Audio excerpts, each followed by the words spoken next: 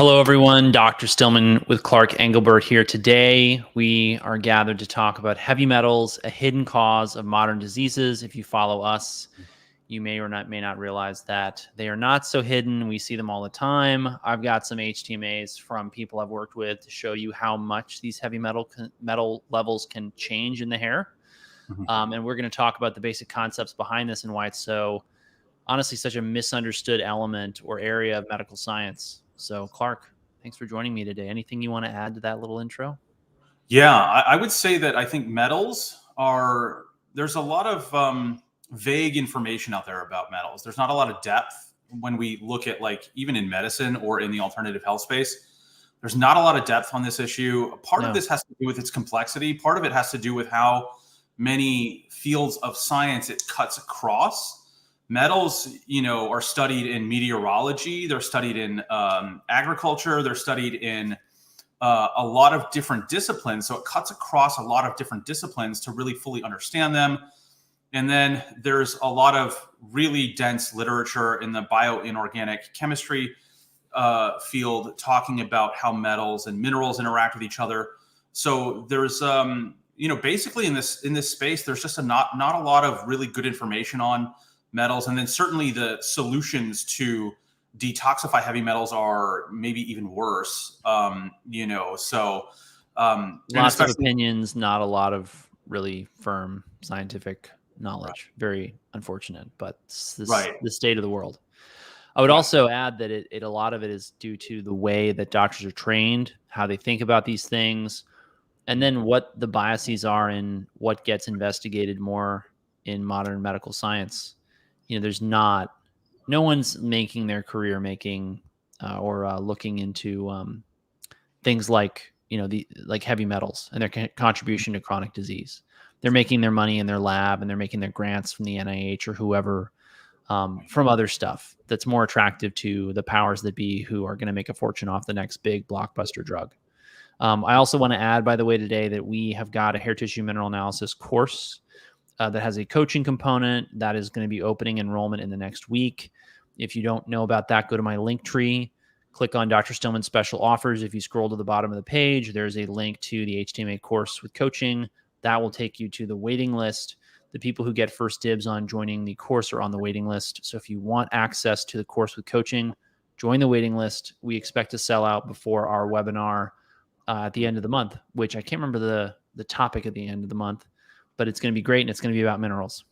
Yeah, something in that realm. But I want to say there was a lot of better research being done on metals in like the 70s and 80s. There was a couple of really enterprising folks, researchers by the name of Landrigan and Grandjean, who discover the subclinical effects of lead on kids, and that's part of the reason why they removed lead from the gasoline in the 70s. And there was an explosion of research after those initial findings.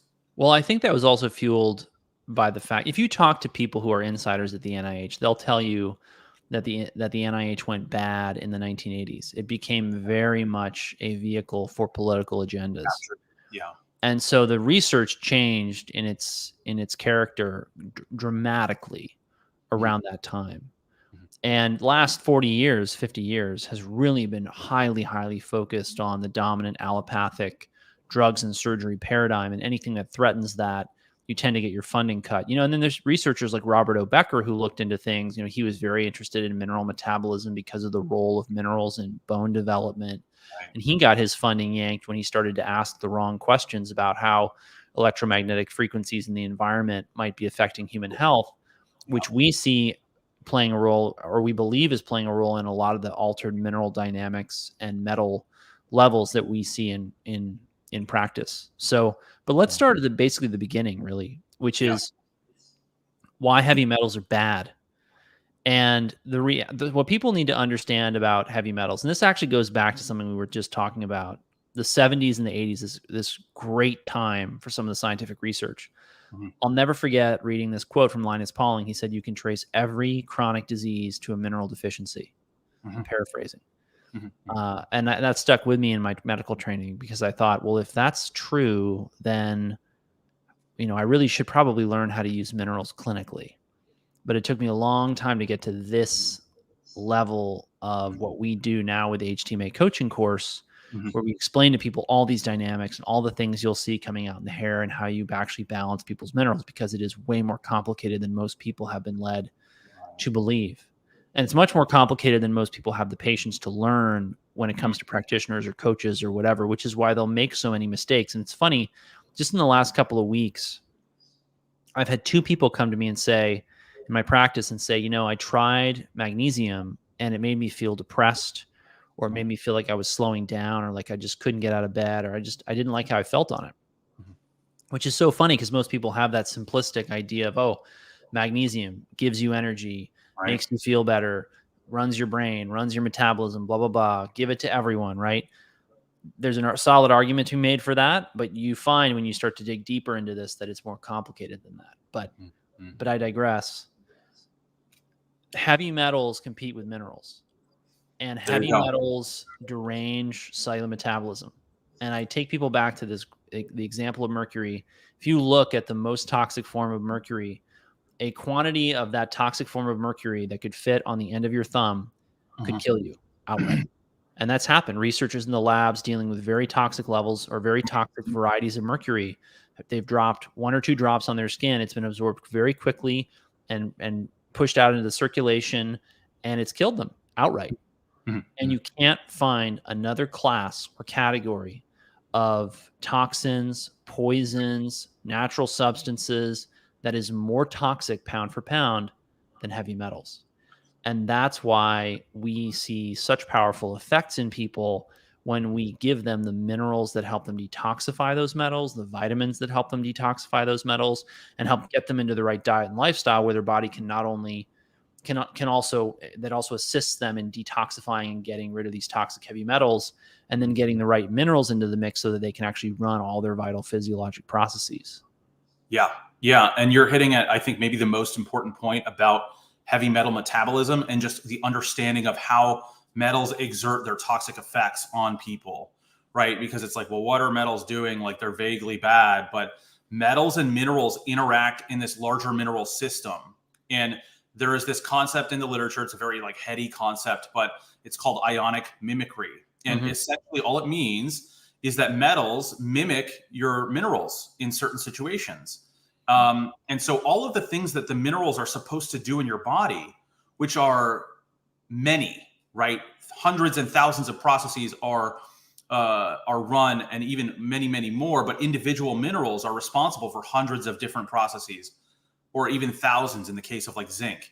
So to the extent that the metals can replace these minerals where they're supposed to be in the body, and for those processes that those minerals are normally charged with accomplishing, you're going to have a lot of different sorts of dysfunction that can result from these metals interacting and replacing these minerals. And so there's a couple different ideas to really consider when we talk about ionic mimicry. And the first, and I would say maybe the most important, is that there are no homeostatic control mechanisms for metals in the body, in the same way that you have calcium channels, or you have absorptive molecules in the gut for all of your divalent metals. The body has evolved an elaborate system of controlling and absorption of the minerals, but that does not exist for the metals. So it sort of begs the question, how do metals get inside of you, and how do they get into certain tissues? We might as well just show the periodic table. Yeah, let's just get into it. To explain this, because when you look at the periodic table, it becomes obvious. Yes. Zinc, and for people who don't know, these vertical columns, these elements are very similar. So zinc has a very similar electron configuration in its outer shells. And don't worry, there won't be a test later. We're just trying to communicate the big concepts here. But you'll see zinc is very similar to cadmium. So if you put cadmium into a system, the same enzymes, the same molecules, same things that try and grab the zinc are going to tend to grab the cadmium. And if you think about it, enzymes and systems in your body are a little bit like and just the word grab in Greek is chelate. And the word chelate in medicine means literally to grab. when we try to chelate a heavy metal that's poisoning someone, what we're trying to do is we're putting a chemical into the body or a substance into the body that's going to grab that metal and suck it back out of the system, so it's no longer derailing cellular metabolism. Mhm. And so that's the whole idea. And imagine if you were blindfolded and I gave you a bucket of different, tools, or I don't know, screws, nails, whatever. And I said, look, try and find the, I don't know, hammer, and you pick out the wrong type of hammer, right? You made a mistake. And just as in the same way, the enzyme is trying to grab the zinc and it gets, the wrong type of hammer, or Right. the cadmium in this case, right? And that's how these mistakes happen. And this is a really, really big deal, because if you look at what happens, at the cellular, molecular level, when people are talking about all these new buzzwords in medicine, like mitochondria and energy and bioenergetics and Right. all this stuff, all of that happens through minerals. And I always go back into my inorganic chemistry class days, when my professor said, when I was going through training 20 or 30 years before me, and I was going through inorganic chem 17, 18 years ago, Mhm. he said they told us that 15% of enzymes worked with minerals. And now we think it's 45%. Well, 20 or 30 years later, right? Just do the math. It's 70, 80, 90%. Who knows what proportion of our enzymes, excuse me, work with minerals.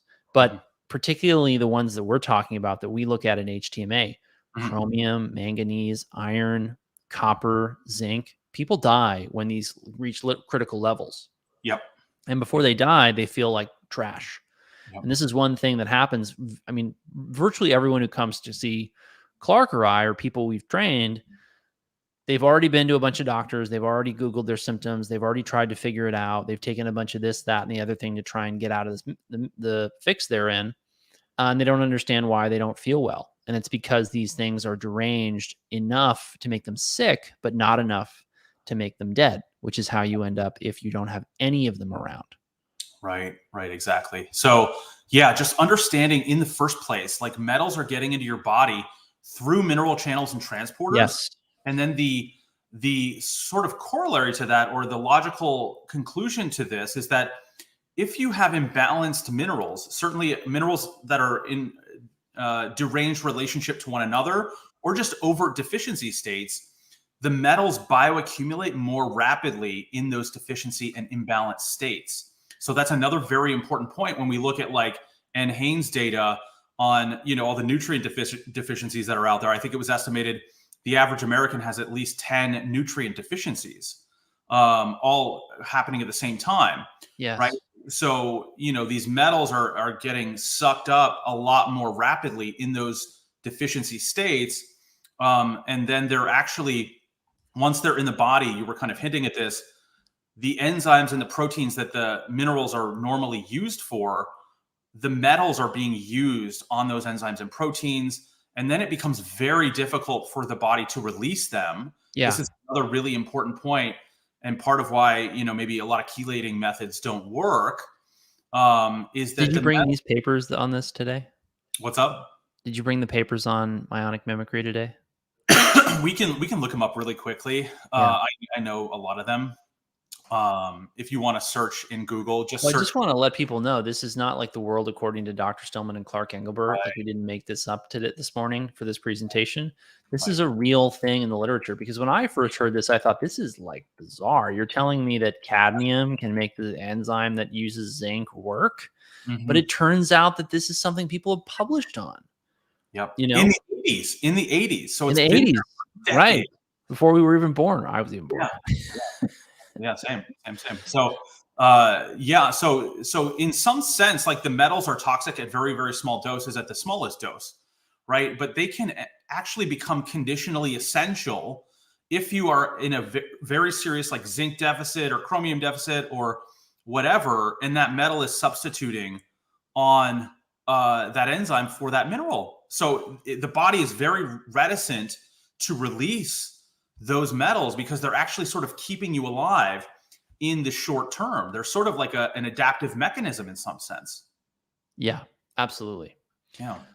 And so the thing that I think people don't understand or don't readily realize about how this is affecting their health is that it's not going to necessarily happen overnight. You don't break the old thermometer that you inherited from grandma, because we don't even make thermometers with mercury anymore. But you don't break the thermometer and then suddenly have an overwhelming dose of mercury. I mean, if that does happen to you, that's a real thing.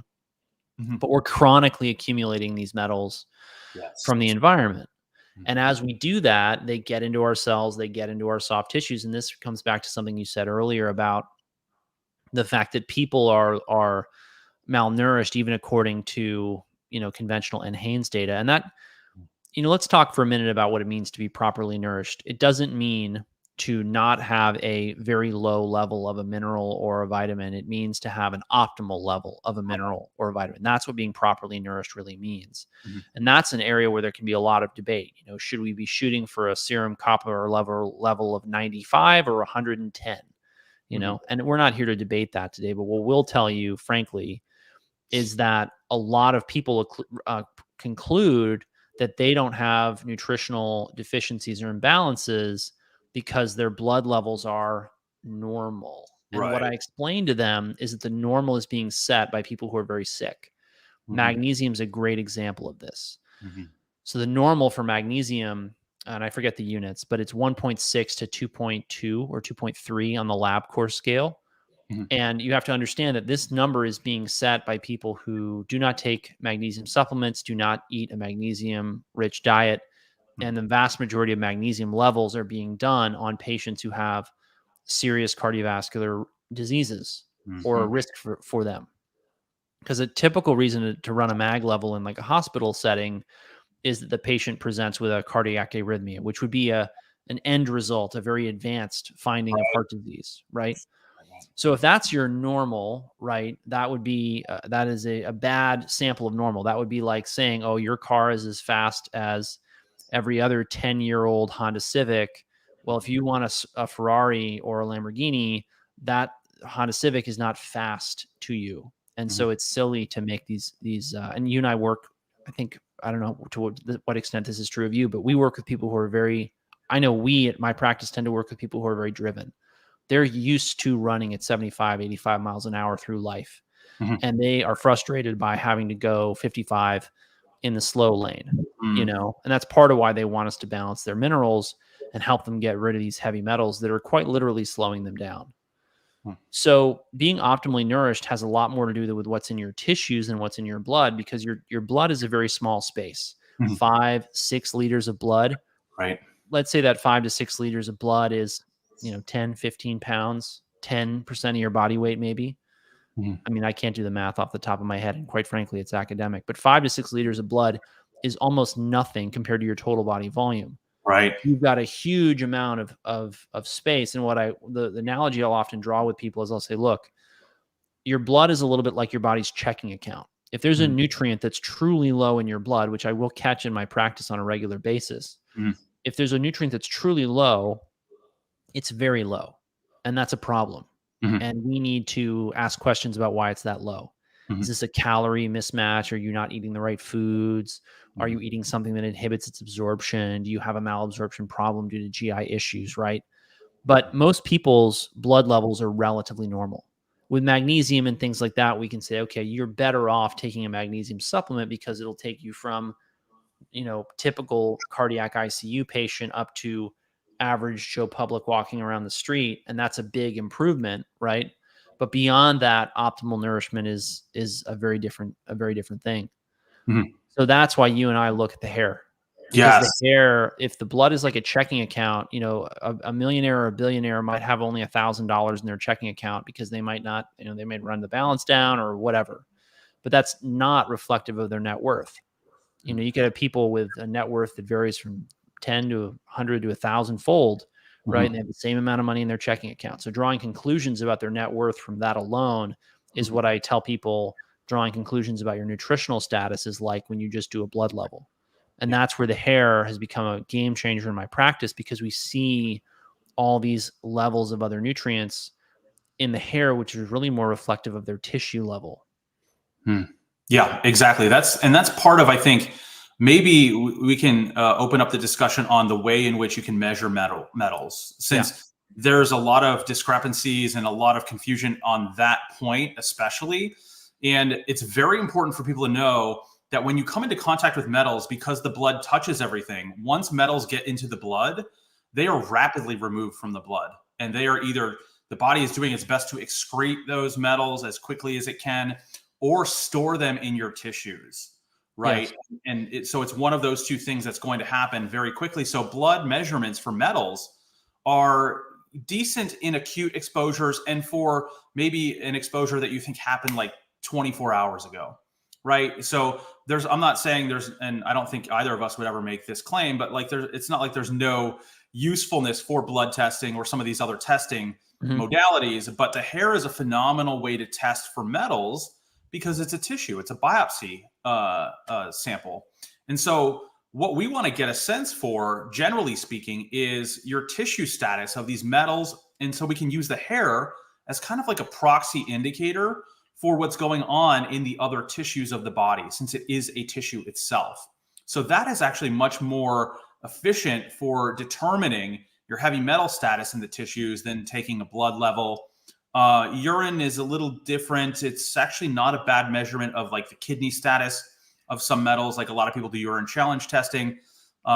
Still not quite as good as hair, because the hair is a very long-term type of test. And that's sort of due to the nature of hair growth, which it takes time to grow, right? Right, 2 to 3 weeks. Yeah, generally speaking, because I don't know what you tell your people, but I tell them to use the half inch of the hair that's closest to the scalp, and to try and get as close to the scalp as possible. Yep. So we're getting, the last 2 to 3 weeks of growth. Exactly. And if you get a little longer, you can really measure about 3 to 4 months of deposition of the minerals and the metals into the hair. And so you can get a better, it's not only, so it's a cellular or biopsy test, right? We're getting some information about the cellular status of these elements, but then it's a long-term test.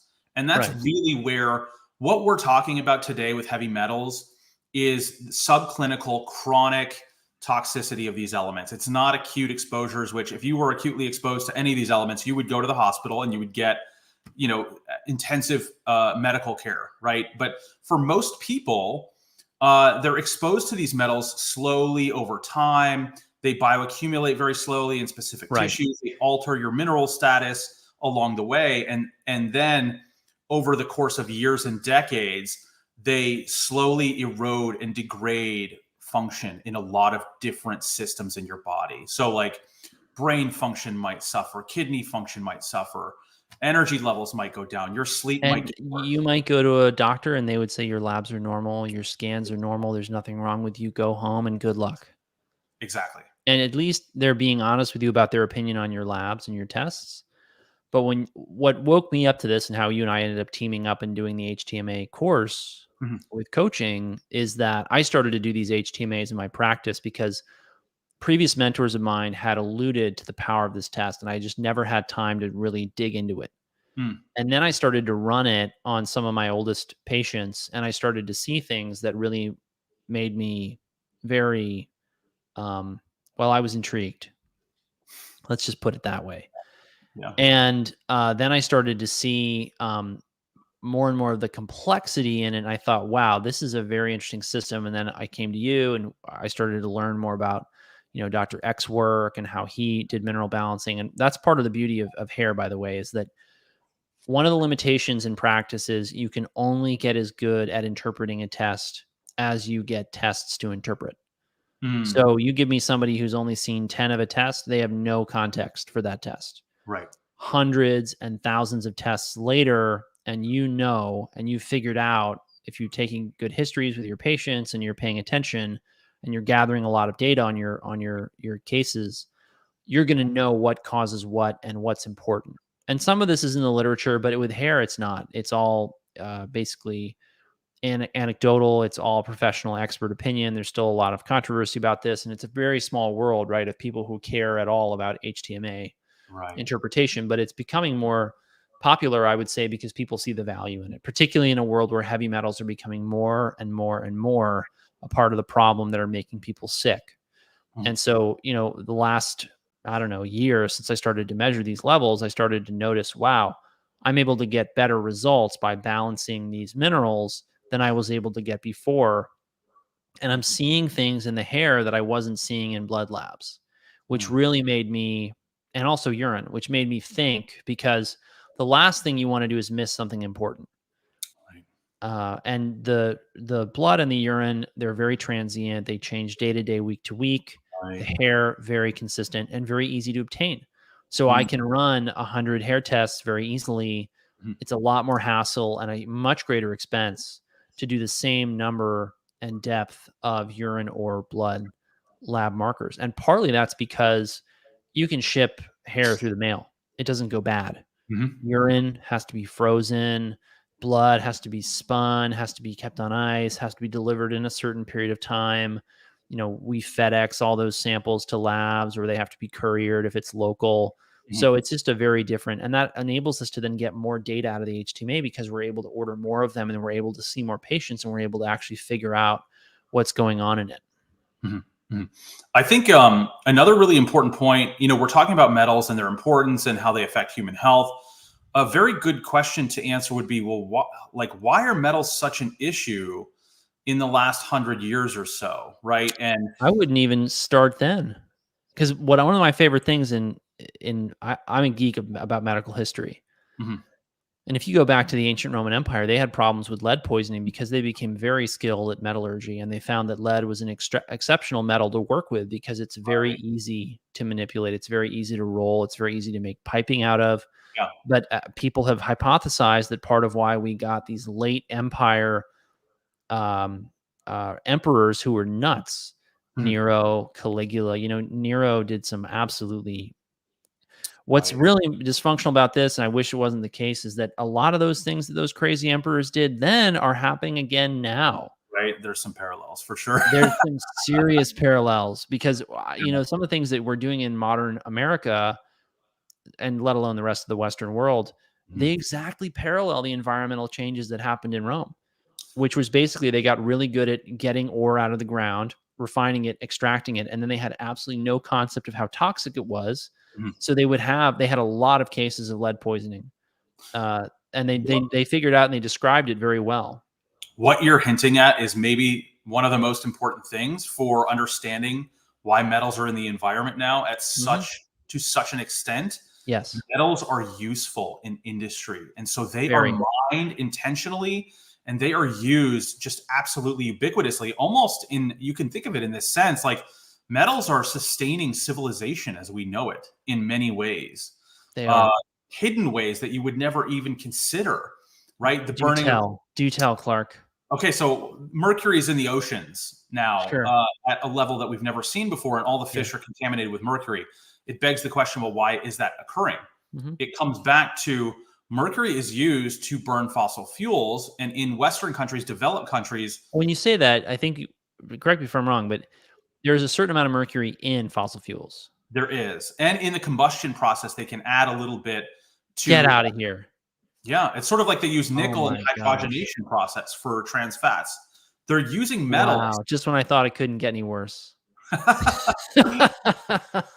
So Oh So boy. they're using metals, but you can control for the spewing of the metals into the air by, filtering actually the metals at the top of the smokestacks, and that's what we do in the West Mm, and a lot of developed countries. But in non-developed countries, in third world countries, second world countries that are developing, they don't care about this at all. And so in China and India, particularly, they really don't care about this problem, yeah. right? And so they're spewing a ton of mercury and other metals into the air.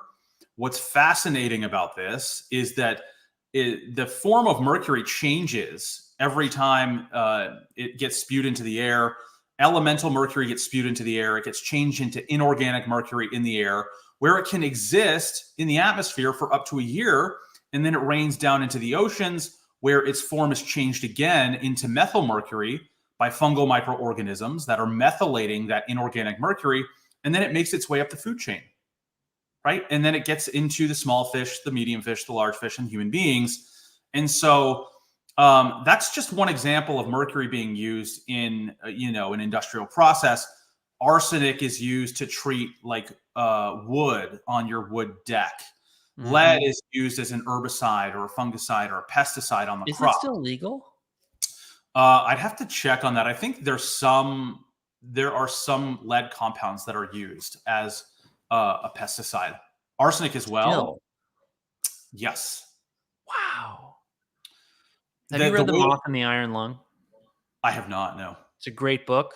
Yeah. Full of thought crimes and misdemeanors.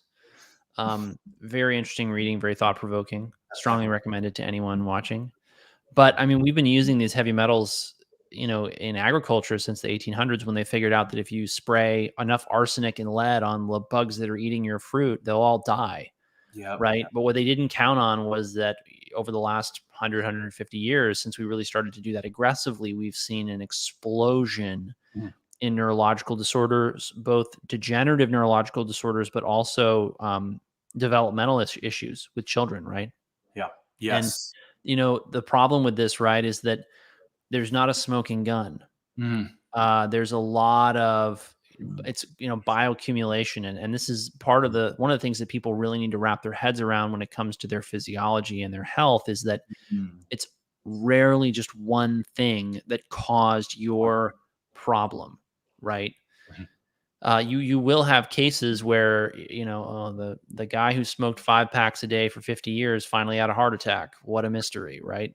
But even within the cigarette, there's the smoke from the cigarette. There's actually cadmium in cigarettes. There's other heavy metals. There's lots of other things, right, that play a role in creating health and disease.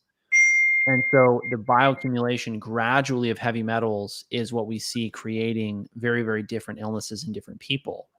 And that's why helping people clean up their environment and get rid of these sources, and then helping them eat a diet that gives them the nutrition they need in order to get rid of it, as well as various other things you can do to help your body get rid of toxins, makes such a difference to their well-being. And I want to go back to the point about metals in the environment really quickly. Something that people also don't know about metals. I think of metals as sort of like the holy grail of detoxification, because they're so difficult to eliminate. They're so difficult to detoxify. Why? Because they're not biodegradable. So lead and nickel and cadmium and other elements, right, which we were using 50 years ago, are still in the environment. And the accumulation of those metals in the environment is cumulative year over year. So the problem gets worse and worse and worse as we use more metals, right? They become more ubiquitous in the soil. They're more ubiquitous in the air, more ubiquitous in the ocean. And so that problem is not, the aspect of that problem is not fully appreciated in the public, right? So that is a very, very big problem. Like, we're adding to that metal burden in the environment every year. Those metals are getting into these very important ecosystems, like in our food supply and the water, and we're getting more metals every year. And then as you bioaccumulate the metals, it has a similar effect. Your detoxification systems get more impaired, and it's like this vicious cycle that's going on, not only with the environment, but with human beings as well on the individual level. So their non-biodegradability, like there's an isotope of nickel that has a half-life of 92 years. So you could have nickel accumulation coming from like your great-grandmother that she accumulated, that she passed on through the generations. So it's an intergenerational thing as well. And there's some people in the alternative health space that pick up on that concept, just the generation thing, like Weston Price Pottinger and those folks. This is also another element of that, pun intended, because these are all elements, right? Exactly. Yeah. Very interesting stuff. Very true. Yeah. So there's been some, I don't want to be alarmist here, because we do have good solutions. Mineral balancing is a phenomenal solution. Yes. But I've looked at a lot of the literature looking at like remote locations around the world. And this, I think, really puts a button on the severity of the situation. There's a lot of studies looking at like snow and soil samples in Antarctica, in Greenland. Right. There was a group of researchers that actually went up. This guy was he was a mountain climber. He doubled as a mountain climber. And they climbed up, him and his research team climbed 20,000 feet up on Everest. And they took snow and soil samples looking for cadmium, arsenic, and other metals. And they found really high levels of those metals 20,000 feet up on Everest. So yeah, and I remember reading about this. They did ice cores in, I think, the Arctic, and they were Yep. able to find, the ice from the time of the Roman Empire. That's how much they were smelting metal in Right. Roman Europe. And what's remarkable about that is if you think about it, Rome then was a village compared to what Rome is now, Right. let alone all the other major metropolises of Europe. I mean, if Mm, Rome was, relatively speaking, at that time a village, mm. London was like, a two-horse town, All something right. really tiny. Right. So, Right. So yeah. another really interesting fact, and maybe we can get into some specifics of like what metals cause, what you might notice if you accumulate certain metals. But another really interesting fact about metals is that they're biodegradable. They substitute for the essential elements, which is very important. But there's sometimes a latency period that exists from when you accumulate a metal versus when you show symptoms Yes. from that metal accumulation. So this is part of why there's so little attention paid to this problem, because it's quite difficult to, like, if you accumulate mercury or lead in utero, you might not actually show symptoms of that accumulation until later on in your teenage years. And so how could you tie like an anxiety disorder that's manifested in your teenage years to accumulation of mercury or lead 15 years or 20 years prior, in utero? It's very difficult to pinpoint these problems, right? And Right. it goes to that it's never usually one thing either. Metals you're exposed to most of these elements. So you're accumulating multiple of the metals, and they're actually interacting with each other along with the minerals. It's really interesting that you bring up the fact that they're not biodegradable, right? And so for people who don't realize this, they're elements. So you can't really degrade elements with chemical reactions. You can only do that if you, Mm. say, bombard them with radioactive isotopes like, what am I thinking of? Yeah. The name escapes me, but it's very, very difficult. And And so you your can't. body's not going to be able to break down the mercury you bioaccumulate. But we see so many people in the health and wellness space talking about mold toxins and biotoxins and this toxin and that toxin and this infectious pathogen and my chronic this and my chronic that. But a lot of these people don't realize that the body can degrade all of those things, Mhm. and it can't degrade the metals. So I Mhm. think that's another reason why. And remember, I pointed out in the beginning of the video that a dose of a certain type of mercury, the right type of mercury that fits on the end of your thumb, can kill you outright. Mhm. There's no other thing on planet Earth that's that toxic, Right.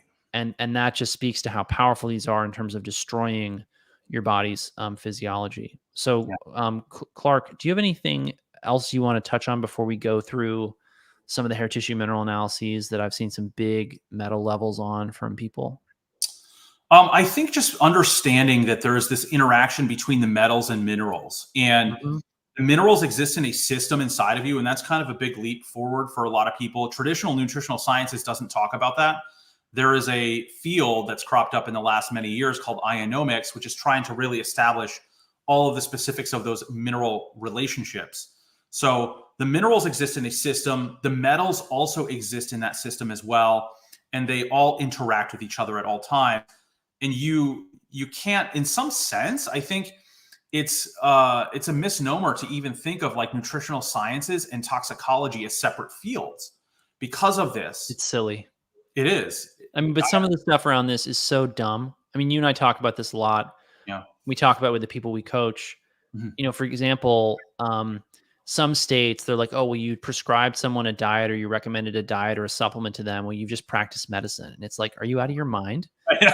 Like, can I not go down to like a 7-Eleven and tell someone not to drink a Slurpee because it's like loaded with sugar and artificial additives and it might be bad for them?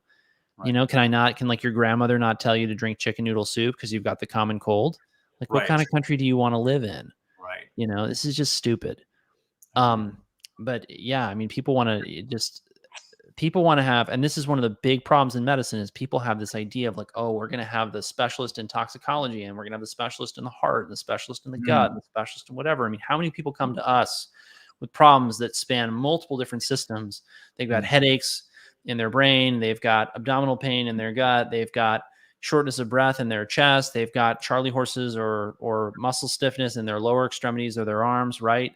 Mhm. And it's all connected by these things called minerals and heavy metals, and we see things on their HTMAs that allude to or give us clues as to why they've got this problem. And they go to all these subspecialists and they get no relief, and they do something that's, I would describe it as holistic, right? We're looking at the whole system. And we really are not just talking about minerals and metals when we're coaching or when I'm as a doctor treating people, right? We're looking at what else could you be doing that's derailing this process, whether it's their diet or their lifestyle or their environment or whatever.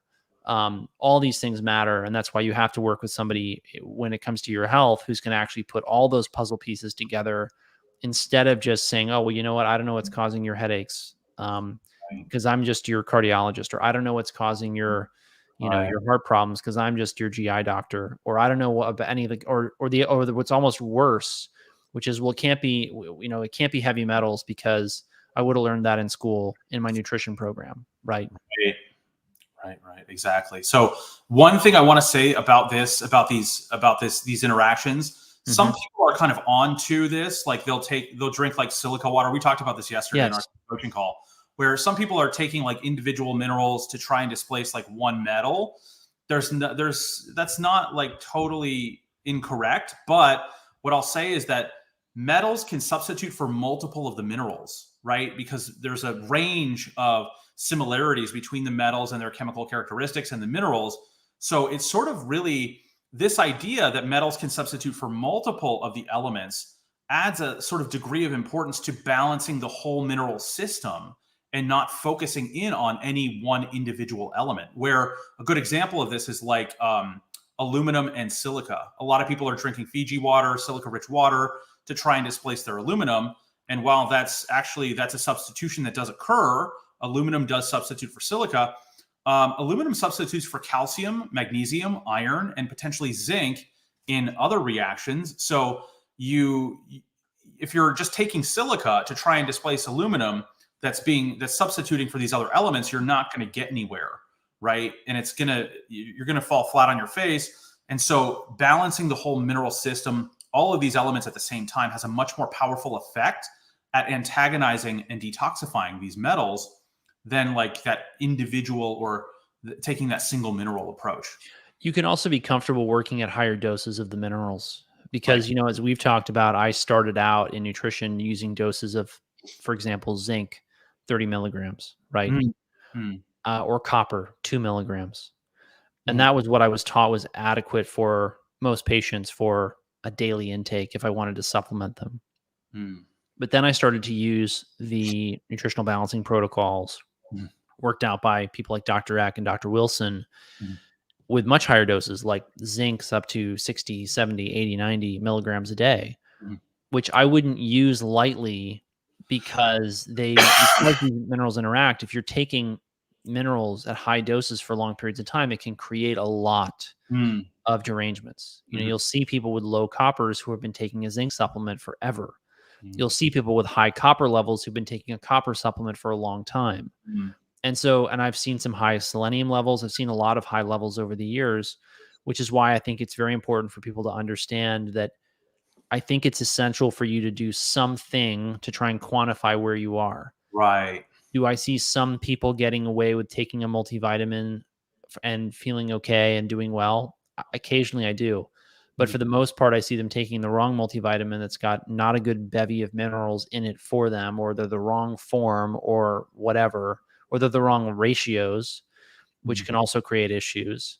And then they have no idea where their underlying health is. And they're just taking things for things. They're taking this supplement for that and this supplement for that, or this drug or this whatever. And it does not work well.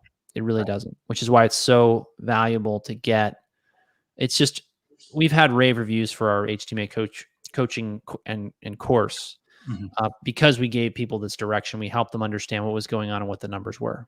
And that's why I love taking care of people and getting them labs in my medical practice. Yeah, that's it. And that's, that really doing the diagnostics, doing that HTMA, and then repeating it, every couple months, you're able to track, yes, and see the changes. Like what we're doing is we're using the hair test to engage in what we call mineral balancing, which is an understanding of how these nutrients and minerals interact with each other.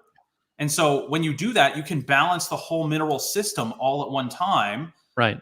And so you can actually see those changes occur on the retesting. And then you can see, like here on this test, you can see the metals being eliminated as well. Yeah, and so, this is an obvious segue into what we were going to talk about next, which is actual real data.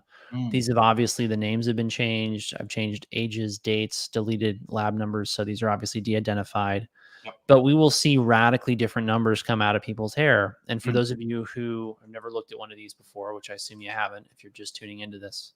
So what you see down here at the bottom row to the base of the screen, you see the previous test. And then you see up above it, you see the current number. This was about 3 or 4 months between these two tests. Mm. Look at what you see. Mm. You see that many of the levels that were low are now high. So this copper went from 2 to 6.4. Mm. The manganese almost doubled. The zinc stayed the same. The chromium's a little bit lower. Selenium is a little bit lower. Mm. If this doesn't impress you, then this should. Look at this change in the amount of aluminum coming out in this person's hair. Remarkable. So it goes from 0.39 to 8.57. This person went from feeling terrible to feeling much, much better over this period of time. They also added sauna, and they were on a bevy of minerals, a mineral balancing protocol. And that is what's responsible for these big shifts. We'll see it very, very consistently. We don't see it so consistently that it's just like everyone 3 to 4 months into a program has got these huge levels of heavy metals coming out of the system. But with long enough periods of time, we do see these big shifts, and they are accompanied by sometimes feeling worse and then feeling better, and sometimes just feeling better, which is obviously what we would hope for, but not what we can guarantee. Yeah, 100%. And that's, we're using the retesting in this approach to track these metal eliminations, basically, which I think is maybe a somewhat underrated thing, because in this alternative health space, there's not a lot of diagnostics going on to actually track the metal elimination process, right? Not a lot of people are doing 24-hour urine testing every single day, right? Every single day. Well, right? This, I think, is why I think it's in the blind spot of a lot of integrative and natural health practitioners who might otherwise be interested in this. Exactly. Because, I mean, and I hate to say this, but the functional integrative natural medicine space, providers are under so much pressure, and the cost of services has risen so much to keep track with inflation, frankly, and on also the cost of living, not to mention the ridiculous taxes we face now, that patients are trying to get more out of less. Right. And so practitioners are trying to just see as many patients as they can, and they're booked out 3 to 4 months. And I haven't found that approach, where you're just seeing a huge volume of people every day, works well. People make it work, and they do get some good results. But at the end of the day, it leaves a lot of practitioners not doing good follow-up, not, because what I do and the way I work with people, and this is very different from most of my colleagues in this space. If you're coming in, I want you to work with me for a year. And I actually was very intentional about that. I made my annual programs as affordable as I could afford to make them, while still paying my staff and paying myself. Because I want to be able to see what happens at month 3 and month 6 and month 9 and month 12. Because what you'll find in people who go in for a, one visit with an integrative natural functional medicine doctor, coach, practitioner of any kind, they'll often see 2, 3, 4 weeks of improvement. They won't have any follow-up until 3 to 6 months. They'll either bail or they'll continue, but they may not get any results at all. And I didn't find that worked. And part of why that doesn't work is that the level of education in this world of these practitioners is very mediocre, which is part of why Clark and I decided to launch this program, where we give people a much deeper dive into what's going on with these systems and what actually works in clinical practice, as opposed to what you'll be able to figure out from just reading the literature. We see a lot of armchair practitioners, people who read the literature, who read papers, who hypothesize and pontificate, but don't actually see patients, pushing a lot of narratives out there that we see really hurting people, because they don't take into account this whole system that we're trying to impress the complexity of on you guys. Yeah. And I think what you're hinting at too is another really important point, which is that this approach, like this mineral balancing approach, is a longer term approach for detoxification. And there's a lot of like detoxification approaches out there that are like 2 weeks detox tea, or take chlorella for like a month or something, or take zeolite, or even a chelating agent synthetic chelating agent for a month, and then you're good to go. That's not how this program or system works. In some sense, it's a lot safer because of that. It's actually the balancing of the minerals is working with the body's own detoxification capacity. So it takes a little longer, but the results, as you can see here on this test, they're much more powerful, right? Right. Which is maybe one thing I really want to talk about a little bit today is that many chelating agents cannot cross cell membranes, and so they cannot chelate metals from inside the cells.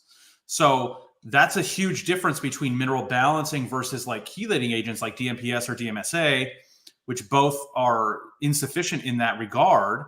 They don't cross cell membranes. They can't detox metals from inside the cells like you can with mineral balancing. And so it's much more powerful in this way. It takes a little longer, but it's a lot more powerful. And it's, in my opinion, much safer as well.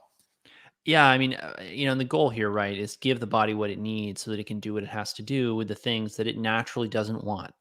Your Right. body is naturally going to try and push these things out when it's good and ready. Right. So you should be very wary of trying to hustle that process along Right. if you're not giving it what it really needs. And we see tons of people making basic bread and butter diet, lifestyle mistakes. They don't understand all the fundamentals because admittedly there's a lot of noise and confusion out there. What's important? What do you need to do? How do you need to do it? I mean, I'm always blown away by what people bring to our coaching calls that they're doing that they think is healthy, that we have to sort of say, well, wait a minute. For you, that's not right. Or for sometimes for almost no one is what they're doing right. So yeah, should we go over another couple of these? Yeah. I think that, just showing the way that this works is so powerful. Yeah, I mean, and this is another one. In this one, you see the aluminum level has quadrupled. The mercury level actually came down, and so you'll see this often, right? These numbers will bounce around. Right. But if you do this long enough, you will see some big spikes in people for the heavy metals. Which is exactly what we're looking for, and Right. I think I can notice right off the top, like the sodium potassium ratio looks like it got much better on this follow-up test, which is a huge indicator for cellular electrical potential. And as that, I see that more commonly in my practice than anything else. As people's sodium potassium ratio comes into balance, which is kind of a complex topic, maybe not for this discussion, but as that parameter comes into balance. We teach that in the course. So if you want to learn more about that, sign up, because that's one of the things that I don't know if we'll ever put that out beyond the paywall, just because people don't, it's a level of complexity that the general public's not ready for without some additional context. Right, exactly. So, but that parameter improving, that mineral parameter, right? We're seeing a huge manganese elimination. Copper is starting to come out toxic and bioavailable. Right, so manganese about tripled, right? Yep. Copper tripled. Yep. And then this is why we're very wary of telling people or hearing people. And this is what we did our webinar on last month. We talked about, which if you haven't looked at, it's, the first Thursday of September, we did a talk on copper toxicity, which we see so many people out there today pushing copper, pushing beef liver. We're very aware of the nutritional value of beef liver, copper, B vitamins, but you'll get all these people who come in, they have these low coppers initially, and then they start to push out massive amounts of copper in the hair. Yep. And there many physicians have talked about using, say, copper chelators or things that compete with copper like zinc therapeutically, and seeing these big shifts, big improvements in how patients function, feel, and perform. Yeah. And I would say an important point about this is that this person was not taking copper. I can tell just based on the patterns on her test or on this test. Yeah, absolutely not. So she wasn't taking copper, but then her copper level spikes up. And so it begs the question, it's coming from a biounavailable copper elimination. Copper's being excreted through the hair. Yeah, and here's another one. This one, you don't see the copper elimination starting. I mentioned these bounce around, right? Here you're seeing that the copper is stable. But this is another one where the manganese level quadrupled. Clark mentioned the elimination of lead from gasoline. For those of you who don't know, they used to dope our gasoline with lead because it helped it to combust. Yep. And they stopped doing that when they realized that lead poisoning was gradually destroying the American IQ and the American health in general, right? Yep. And so they replaced it with manganese. Yep. And what we see now is I see an epidemic of manganese toxicity, especially in people. We've talked about this on the group coaching calls. There are sometimes we'll see like high levels of manganese, and we'll ask our people, where are they living? And they'll say like New York City or something, or like big metro area. Right. Being in a big urban area like that is a big risk factor because you're constantly exposed to this manganese exhaust. It can also be found in water. Yeah. Yeah. In the water supply as well. But like, look at that aluminum elimination. That's just a titanic aluminum elimination. It goes from 1.02 milligrams percent to 12.2. That is just astronomical, and we are kind of living through what some researchers call the aluminum age. Chris Exley and a lot of those, Chris Exley and a lot of those researchers in the UK who've done some phenomenal work on elucidating the specific mechanisms of aluminum toxicity, particularly with respect to developmental delays. I won't say the exact word, but then also good work, Clark. Neurodegenerative conditions, right? Stay on these platforms. It's where the people need us. Exactly. But we are exposed to aluminum. Aluminum is the most ubiquitous of the heavy metals. It's very common geogenically. I think it's the third most abundant element in the Earth's crust. But the bioavailability of aluminum is sort of bound up by it being bound up to rock geogenically. But in the last 100 years, aluminum is used for thousands of industrial purposes. It's used as an anti-caking agent. It's used in certain medicines. I won't say which ones, but people are slathering it on as deodorant. They're slathering it on as deodorant. It's used in the water. If you want to see a really high aluminum level, are you ready for a really high aluminum level, Clark? Yes, let's go. I'm ready. Wow. And that's the initial, right? Yes. Whew. This was in someone drinking a lot of energy drinks. I think I remember you telling me about this case. So people think this isn't a big deal. Right. Wow. Right.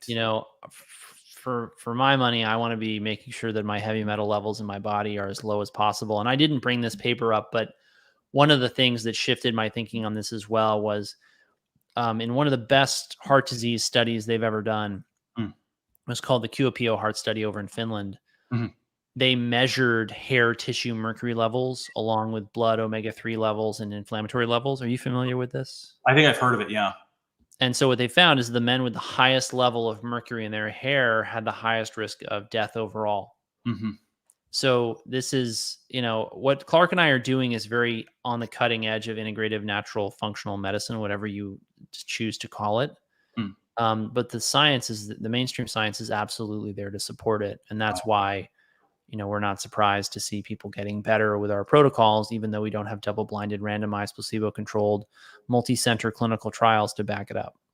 Right. And that's, there, a lot of this is on the cutting edge. A lot of what Dr. Eck worked out, which is sort of the main guy who started using hair analysis in this way and mineral balancing, he figured out a lot of things clinically, and a lot of those things that he figured out clinically, the literature is catching up to what he figured out. So, really remarkable, his contributions to this. Want to shout out Dr. Paul Eck and the people at Analytical Research Labs. His children still run that lab, that hair testing lab that we use.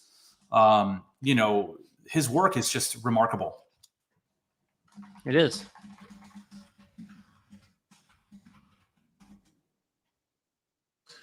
Dropping a couple links into the